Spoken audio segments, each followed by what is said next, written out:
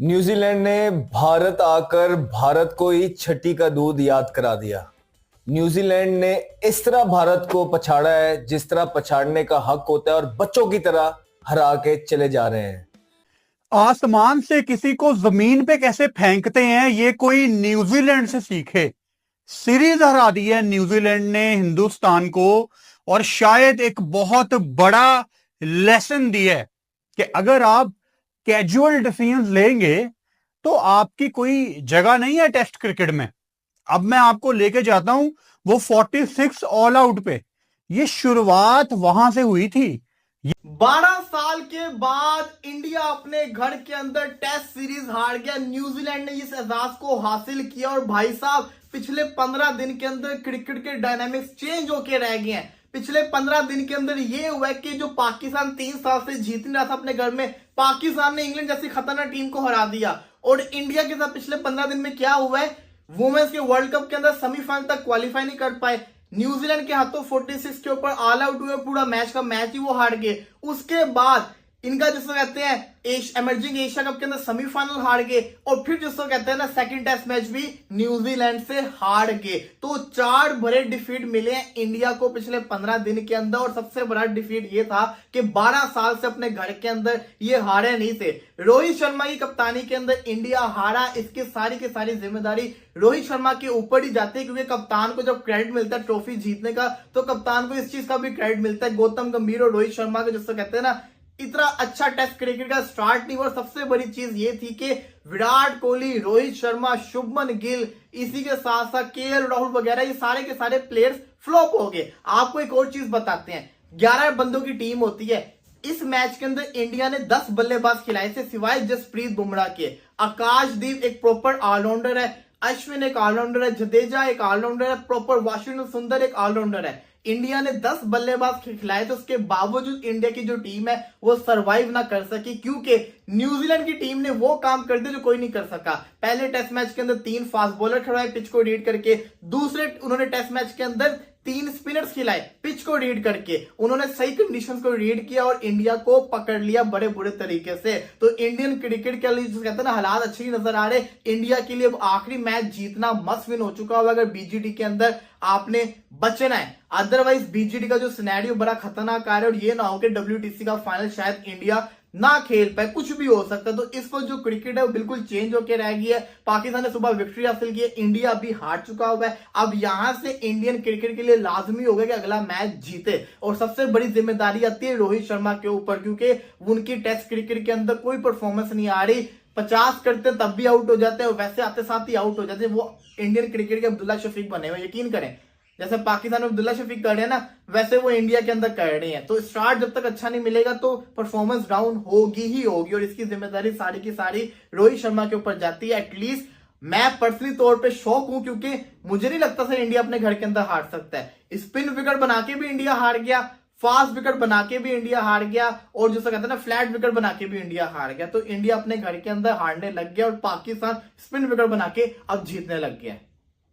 और आपको एक और चीज बताते जाएं, अगर आप सोच रहे हो कि इंडिया स्पिन विकेट बना के अपने घर के अंदर कैसे हार गया, उसकी सबसे बड़ी वजह यह कि न्यूजीलैंड की जो टीम है ना वो एक परफेक्ट कॉम्बिनेशन के साथ आई है।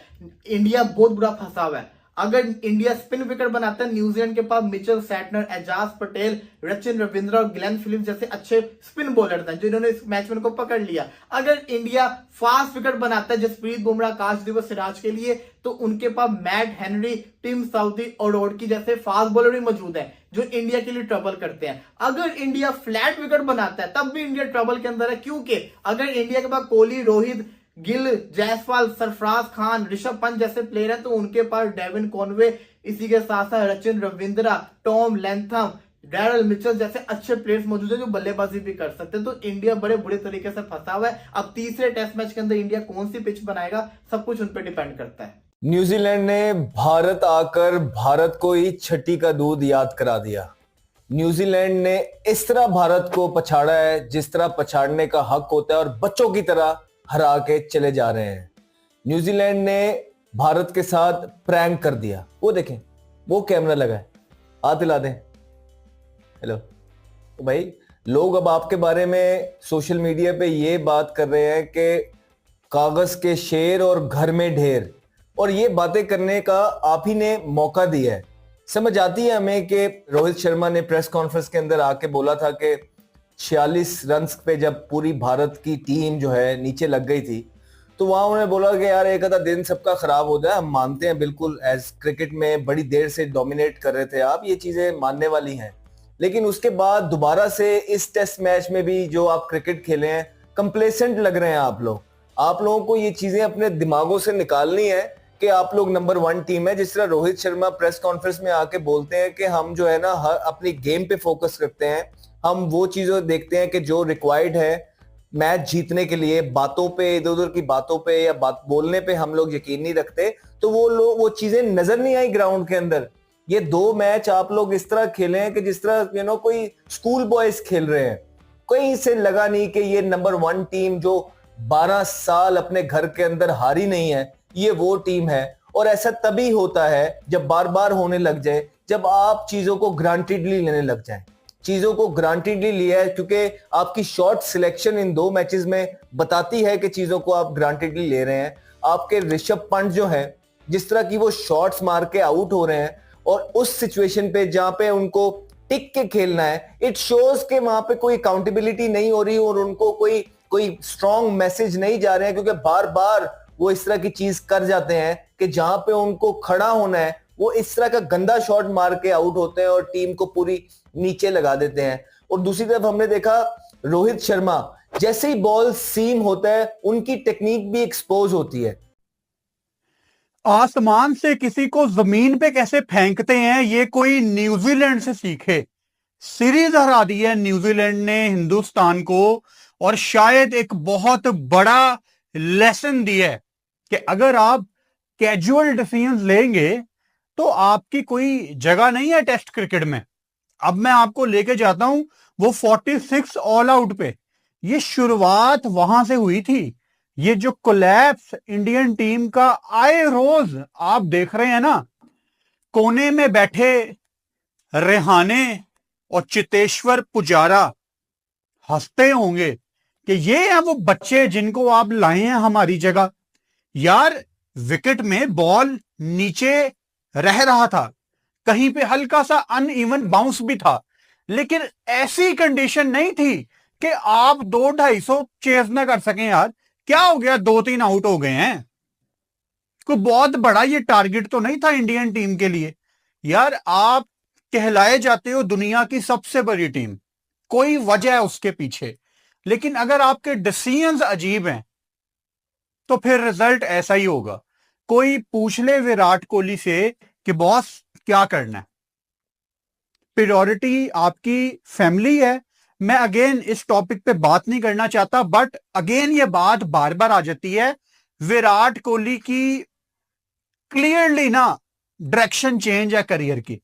ये कोई मैं आज से बात नहीं कह रहा भाई, ये लाखों करोड़ों विराट के फैंस अंदर ही अंदर जानते हैं कि विराट की ना अब डायरेक्शन थोड़ी चेंज लगती है। मतलब वो इंडियन टीम के साथ ट्रैवल नहीं करते, उनकी अपनी बड़ी कमिटमेंट्स हैं। लो जी, विराट कोहली अकेला मुंबई लैंड हो रहा है, विराट कोहली अकेला कानपुर पहुंच गया है। मतलब ये क्या गेम से बड़े लोग हैं। आप जितने मर्जी बड़े ब्रांड बन जाएं, आप जितने मर्जी प्लेयर हो जाएं, आप उतने ही इंपॉर्टेंट हैं जितने टीम के 10 बंदे बाकी इंपॉर्टेंट हैं। कि 11 मिलके एक टीम बनाते हैं इंडिया, एक टीम। और उनमें 12 साल के बाद इंडिया अपने घर के अंदर टेस्ट सीरीज हार गया। न्यूजीलैंड ने इस एजाज को हासिल किया और भाई साहब पिछले 15 दिन के अंदर क्रिकेट के डायनामिक्स चेंज होके रह गए हैं। पिछले 15 दिन के अंदर ये हुआ है कि जो पाकिस्तान 3 साल से जीत नहीं रहा था अपने घर में, पाकिस्तान ने इंग्लैंड जैसी खतरनाक टीम को हरा दिया। और इंडिया के साथ पिछले 15 दिन में क्या हुआ है, वुमेन्स के वर्ल्ड कप के अंदर सेमीफाइनल तक क्वालिफाई नहीं कर पाए। न्यूजीलैंड के हाथों 46 के ऊपर ऑल आउट हुए, पूरा मैच का मैच ही वो हार गए। उसके बाद इनका जिसको कहते हैं एमर्जिंग एशिया कप के अंदर सेमीफाइनल हार गए, और फिर जिसको कहते हैं ना सेकंड टेस्ट मैच भी न्यूजीलैंड से हार गए। तो 4 बड़े डिफीट मिले हैं इंडिया को पिछले 15 दिन के अंदर, और सबसे बड़ा डिफीट ये था कि 12 साल से अपने घर के अंदर ये हारे नहीं थे। रोहित शर्मा की कप्तानी के अंदर इंडिया हारा, इसकी सारी की सारी जिम्मेदारी रोहित शर्मा के ऊपर ही जाती है, क्योंकि कप्तान को जब क्रेडिट मिलता है ट्रॉफी जीतने का, तो कप्तान को इस चीज का भी क्रेडिट मिलता है। गौतम गंभीर और रोहित शर्मा के जिसको कहते हैं ना इतना अच्छा टेस्ट क्रिकेट का स्टार्ट नहीं हुआ। और सबसे बड़ी चीज ये थी कि विराट कोहली, रोहित शर्मा, शुभमन गिल, इसी के साथ साथ केएल राहुल वगैरह ये सारे के सारे प्लेयर्स फ्लॉप हो गए। आपको एक और चीज बताते हैं, 11 बंदों की टीम होती है। इस मैच के अंदर इंडिया ने 10 बल्लेबाज खिलाए थे सिवाय जसप्रीत बुमराह के। आकाशदीप एक प्रॉपर ऑलराउंडर है, अश्विन एक ऑलराउंडर है, जडेजा एक ऑलराउंडर है, प्रॉपर वाशिंगटन सुंदर एक ऑलराउंडर है। इंडिया ने 10 बल्लेबाज खिलाए, तो उसके बावजूद इंडिया की जो टीम है वो सरवाइव ना कर सकी, क्योंकि न्यूजीलैंड की टीम ने वो काम कर दिया जो कोई नहीं कर सका। पहले टेस्ट मैच के अंदर 3 फास्ट बॉलर खिलाए पिच को रीड करके, दूसरे उन्होंने टेस्ट मैच के अंदर 3 स्पिनर्स खिलाए पिच को रीड करके, उन्होंने सही कंडीशंस को रीड किया और इंडिया को पकड़ लिया बड़े बुरे तरीके से। तो इंडियन क्रिकेट के लिए जो कहते हैं ना हालात अच्छे ही नजर आ रहे। इंडिया के लिए अब आखिरी मैच जीतना मस्ट विन हो चुका होगा अगर बीजीटी के अंदर आपने बचना है, अदरवाइज बीजीटी का जो सिनेरियो बड़ा खतरनाक आ रहा है, और ये ना हो कि WTC का फाइनल शायद इंडिया ना खेल पाए, कुछ भी हो सकता है। तो इस पर जो क्रिकेट है वो बिल्कुल चेंज होकर रह गई है। पाकिस्तान ने सुबह विक्ट्री हासिल की है, इंडिया अभी हार चुका हुआ है। अब यहां से इंडियन क्रिकेट के लिए लाजमी होगा कि अगला मैच जीते, और सबसे बड़ी जिम्मेदारी आती है रोहित शर्मा के ऊपर, क्योंकि उनकी टेस्ट क्रिकेट के अंदर कोई परफॉर्मेंस नहीं आ रही। 50 करते तब भी आउट हो जाते हैं, वैसे आते साथ ही आउट हो जाते हैं। वो इंडियन क्रिकेट के अब्दुल्ला शफीक बने हुए, यकीन करें।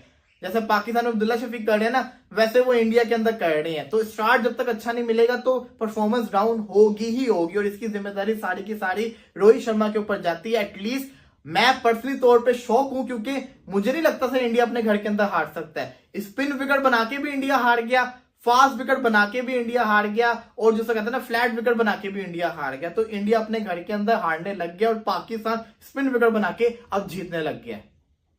और आपको एक और चीज बताते जाएं, अगर आप सोच रहे हो कि इंडिया स्पिन विकेट बना के अपने घर के अंदर कैसे हार गया, उसकी सबसे बड़ी वजह यह कि न्यूजीलैंड की जो टीम है ना वो एक परफेक्ट कॉम्बिनेशन के साथ आई है। इंडिया बहुत बुरा फंसा हुआ है। अगर इंडिया स्पिन विकेट बनाता है, न्यूजीलैंड के पास मिचेल सैटनर, एजाज पटेल, रचिन रविंद्र और ग्लेन फिलिप्स जैसे अच्छे स्पिन बॉलर थे जिन्होंने इस मैच में को पकड़ लिया। अगर इंडिया फास्ट विकेट बनाता है जसप्रीत बुमराह, आकाशदीप और सिराज के लिए, तो उनके पास मैट हेनरी, टिम साउदी और रोडकी जैसे फास्ट बॉलर भी मौजूद हैं जो इंडिया के लिए ट्रबल करते हैं। अगर इंडिया फ्लैट विकेट बनाता है तब भी इंडिया ट्रबल के अंदर है, क्योंकि अगर इंडिया के पास कोहली, रोहित, गिल, जायसवाल, सरफराज खान, ऋषभ पंत जैसे प्लेयर हैं, तो उनके पास डेविन कॉनवे, इसी के साथ साथ Rachin Ravindra, Tom Latham, Daryl Mitchell जैसे अच्छे प्लेयर्स मौजूद हैं जो बल्लेबाजी भी कर सकते हैं। तो इंडिया बड़े बुरे तरीके से फंसा हुआ है। अब तीसरे टेस्ट मैच के अंदर इंडिया कौन सी पिच बनाएगा, सब कुछ उन पर डिपेंड करता है।